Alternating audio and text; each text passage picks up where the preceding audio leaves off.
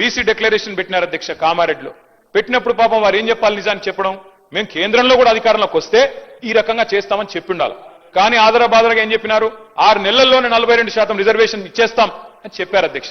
చెప్పిన తర్వాత ఇక్కడ బీసీ సమాజం నుంచి ఒత్తిడి పెరిగినాక ఏం చేయాలి అధ్యక్ష, మరి ఏదో చేసినట్టు ఉండాలని చెప్పి ఇది 4వ ప్రయత్నం. మాకు ఆశ్చర్యంగా ఉంది అధ్యక్ష, ఎందుకంటే చాలా ఆశ్చర్యంగా అనిపిస్తా ఉంది. ఇదే ప్రభుత్వం చెప్పింది అధ్యక్ష. ఏం చెప్పారు మీరు? మొదటిసారి మేము రాజ్యాంగబద్ధంగా సాధిస్తామని మొదటిసారి చెప్పారు, ఒకసారి చెప్పారు. తర్వాత ఆర్డినెన్స్ ద్వారా వస్తామని ఇంకోసారి చెప్పారు. మరొకసారి పార్టీ పరంగా అన్నారు. ఇంకోసారి రాహుల్ గాంధీ గారు ప్రధానమంత్రి అయిన తర్వాత ఇస్తామన్నారు. మళ్ళీ ఈ రోజు మళ్ళీ బిల్ తెస్తా ఉన్నారు.